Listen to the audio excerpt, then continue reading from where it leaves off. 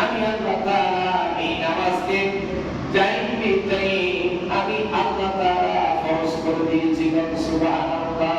আল্লাহ বলেন নির্ধারিত সময়ে এই দুনিয়ার বুকে যত মানুষ আছে যারা নিজেকে মুমিন দাবি করবে, ইন্নাস সালাতা কানাত আলাল মুমিনিনা কিতাবান মাওকুতা, নিশ্চয়ই সালাত মুমিনদের জন্য নির্ধারিত টাইমে আমি আল্লাহ ফরজ করেছি। সুবহানাল্লাহ। এখন মুমিন দাবি করার পরে আপনি নামাজ পড়বেন না, তাহলে সে কি মুমিন হলো? যদি বলেন টুপি থাকলে কি মুমিন হওয়া যায়? দাড়ি থাকলে কি মুমিন হওয়া যায়? টুপি থাকলে, দাড়ি থাকলে, জুব্বা থাকলে সে মুমিন না।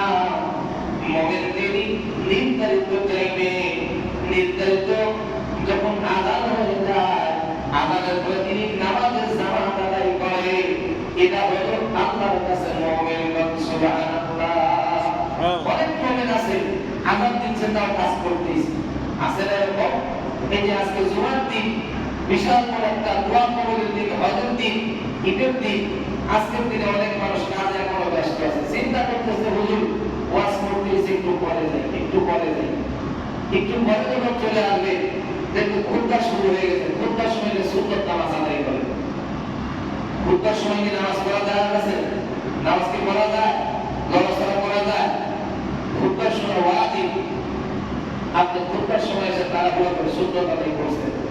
আমরা তো আলোচনা করছি, এরপরেও যদি আপনি না মানেন এই গুনার ভাগ কিন্তু আমরা হব না।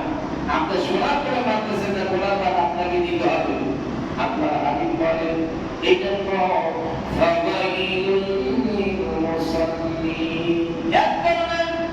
মুসল্লি আছে যারা মসজিদে যায় তাদের জন্য কিন্তু ঈশাকে তারা ফিরে আসে।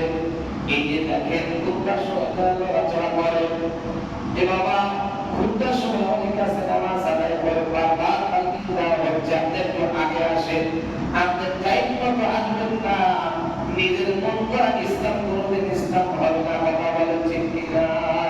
এরপরে আল্লাহু আকবার।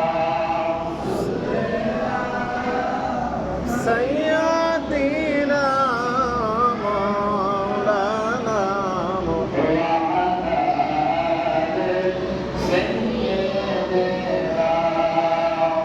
حبيبنا محمد سيدنا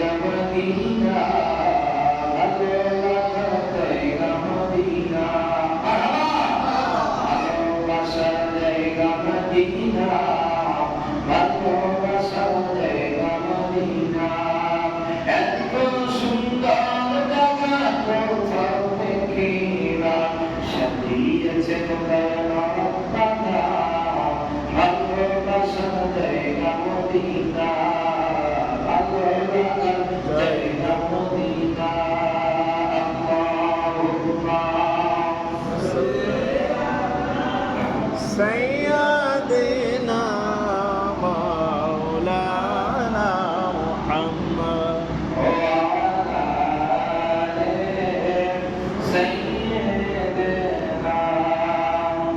مولانا محمد সম্মানিত হাজিরিন, হাবিবুল কিবরিয়া সালাত শুকর সালাতি বলেন আল্লাহর নবী হায়াতুন নবী, ইমান নবী, দিনদার নবী, নবী বলেন ওমা উম্মাতুনা বাইনাল আবদি ওয়াল কুফরি তারাকুস সালাত। আল্লাহর হাবিব বলেন বান্দা কুফরির মধ্যে পার্থক্য হচ্ছে নামাজ ত্যাগ করা। অর্থাৎ যে ব্যক্তিগুলো জেনে শুনে নামাজ ত্যাগ করবে উনি কুফরি করলো, আর যিনি নামাজ আদায় করলো উনি আল্লাহর বান্দা হয়ে গেল।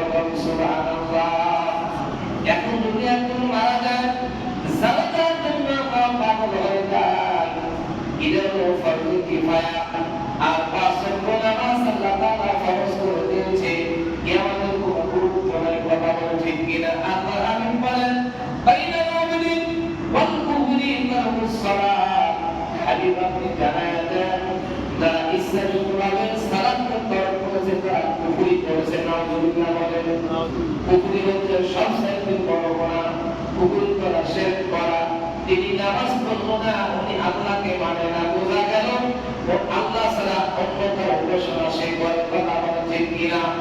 যে ব্যক্তিটা নামাজ পড়লো না, আল্লাহকে তিনি মানলো না, আর তিনি বাইনাল আবদি, তিনি বান্দা, নিজেকে আল্লাহর বান্দা দাবি করে, এই ব্যক্তিটা মনে প্রাণে আল্লাহকে ভয় করে বিশ্বাস করে, এই ব্যক্তিটা আল্লাহর হওয়ার পর সালাত ত্যাগ করে না। কথা বলেন ঠিক কিনা?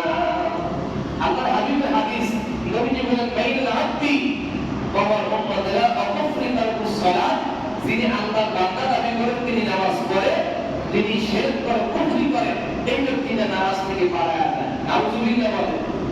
আমাদের এলাকার মধ্যে এরকম লোক আছে না? কথা বলা আছে কিনা? নিজের ভাই হোক, ছেলে হোক, আপনি মোহাম্মদ করতেছেন, কিন্তু রাসূল বলেছেন বাইনাল আব্দি ওয়া তারকুস সালাত ওয়া কুফরি তারকুস সালাত, তিনি নামাজ ত্যাগ করেছে, আল্লাহর সাথে কুফরি করছে। আল্লাহর সাথে যারা কুফরি করে তার সাথে কি সম্পর্ক রাখা যাবে? একদিন, দুই দিন, বেশি দিন? ছেলে মেয়ে যদি 10 বছর মরার পরে 7 বছর থেকে তাকে তালিম দেওয়ার কথা বলা হয়েছে, পক্ষান্তরে 10 বছর, তারপরে 12 বছর, 11 থেকে 12, এরপর যদি নামাজ না পড়ে প্রহর কথা বলা হয়েছে, তাকে মারার কথা বলা হয়েছে। এখন যদি আপনি মায়া করে, মহাব্বত করে যে আমার ছেলেটা এই 5 বারে এত কাজের মধ্যে, পড়াশোনার মধ্যে, এত কাজের মধ্যে, কেমন তাকে নামাজের কথা বলি, ছেলে আমাকে কামাই করে খাওয়ায়, ছেলেকে তো আমি হঠাৎ করতে পারি না, আমাকে এই চিন্তা করে কিনা? কিন্তু পিতা মাতার দায়িত্ব হলো ছেলে যদি নামাজ আদায় না করে, এই খাবার খেয়ে ফর্দকে বান্দার ইবাদত কোনদিন আল্লাহর কাছে কবুল হবে না। কথা বল ঠিক কিনা?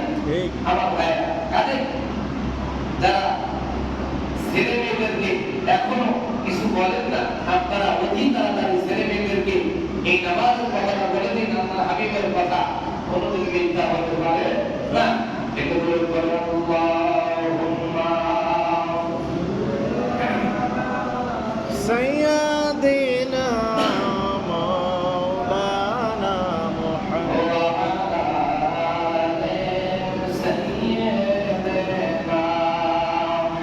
মাওলানা মুহাম্মদ। সম্মানিত হাজিরিন, আল্লাহ সুবহানাহু ওয়া তাআলা কোরআনুল কারীমের মধ্যে আল-মুমিন, আল্লাহ তাআলা জানেন قد أفلح المؤمنون الذين هم في صلاتهم خاشعون। আল্লাহু আকবার বলেন।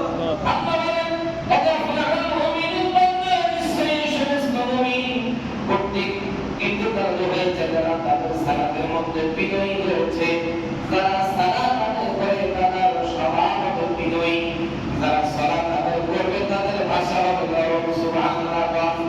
সালাত আদায় করবে, বরকত ভাষা করবে, আপনার সালাতের কোনো দাম নাই।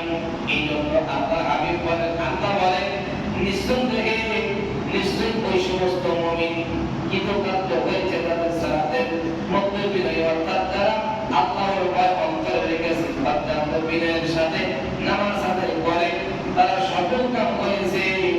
আল্লাযীনা হুম ফি সালাতিহিম খাশিউন। আল্লাহ বলেন বান্দারা যারা সালাতের মধ্যে বিনয়ী হয়েছে, অন্তরে আমার ভয় রেখেছে, ওই সমস্ত মানুষ সফল কাম হয়েছে। সুবহানাল্লাহ। নামাজের মধ্যে যদি আল্লাহর ভয় অন্তরে আসে, আপনি সফল কাম। আর যদি চিন্তা করেন নামাজটা শেষ হলো, দুনিয়াতে যাবার পর, মসজিদ থেকে বাইরে হওয়ার পর, আমার সাথে বড় নেতা আর কেউ নেই, আমি যাবো কোথায় হবে, এই সালাত কি কবুল হবে? কোনদিন হবে না। যাদের অন্তরটা আল্লাহর ভয়, এই ব্যক্তিটা দুনিয়াতে অন্য কারো উপর জুলুম করতে পারে না। কথা বলেন ঠিক কিনা? এই জন্য বর্তমানে সমাজের মধ্যে যারা রয়েছে নয়মুরব্বী, তাদের উপর কিন্তু কথা বলা যায় না। কথা বলে ঠিক কিনা? ছোট মানুষ তো পেশাল বড় কেন? তোমার দাদার বয়সী, বাবার বয়সী, আপনাদের 14 গোষ্ঠীর বড় হন, তাদের কোনো বিষয় নাই। কোরআন সুন্নাহ যা বলে আপনাকে এটা মানতে হবে। কথা বলে ঠিক কিনা?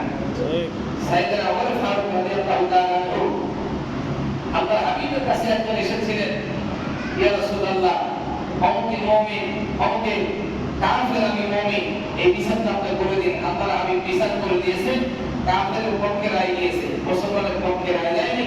আবু বকরের কাছে আবু বকর আপনি একটা ফয়সালা দিয়ে দিন। আবু বকর বললেন প্রথম বিচার কে করেছে? বলছেন মুহাম্মদ সাল্লাল্লাহু আলাইহি ওয়াসাল্লাম।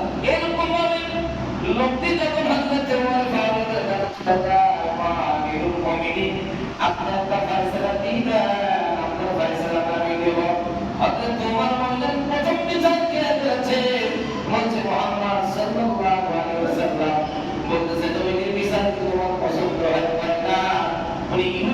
পক্ষে রায় দিয়েছে, আমি মুমিন, আমার পক্ষে রায় দিয়ে কি করতে চাচ্ছ?